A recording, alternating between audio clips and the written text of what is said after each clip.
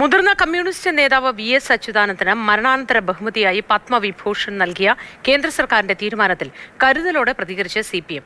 VSന്റെ കുടുംബം അത് സന്തോഷത്തോടെ സ്വീകരിച്ച സ്ഥിതിക്ക് പാർട്ടിക്കും സന്തോഷമെന്ന് CPM സംസ്ഥാന സെക്രട്ടറി MV ഗോവിന്ദൻ മാതൃഭൂമി ന്യൂസിനോട് പ്രതികരിച്ചു.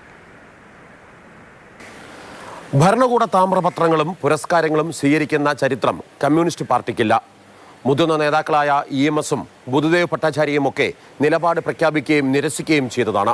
അന്നെല്ലാം നേതാക്കളുടെ നിലപാടും പാർട്ടി നിലപാടും ഒന്നായിരുന്നു. എന്നാൽ VSന് മരണാനന്തര ബഹുമതിയായി ലഭിച്ച പുരസ്കാരത്തിൽ കുടുംബമെടുത്ത തീരുമാനത്തെ എതിർക്കേണ്ടതില്ലെന്നാണ് CPM നിലപാട്. പാർട്ടി സെക്രട്ടറി തന്നെ മാതൃഭൂമി ന്യൂസിനോട് നിലപാട് പരസ്യമാക്കി. അല്ല, ഇതിലിപ്പോൾ മുമ്പ് പാർട്ടി നേതാക്കന്മാർ ഓരോരുത്തരും അവരുടേതായ നിലപാടനുസരിച്ചിട്ടാണ് കാര്യം കൈകാര്യം ചെയ്തത്.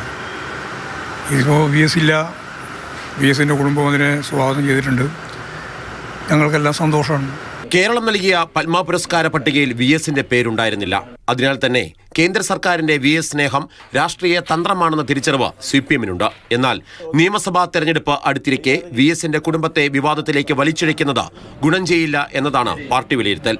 VS ജീവിച്ചിരുന്നെങ്കിൽ ഈ പുരസ്കാരം സ്വീകരിക്കുമോ? അതല്ല, ഒരു നൂറ്റാണ്ടുകാലം വിപ്ലവ ജീവിതം നയിച്ച VSനെ തേടി ഇപ്പോഴാണോ ഈ പുരസ്കാരം എത്തേണ്ടത്? ചോദ്യങ്ങൾ അനവധിയാണ്. ഉത്തരമില്ലാതെ party. Marshal V. Sebastian, Mathrubhumi news, Thiruvananthapuram.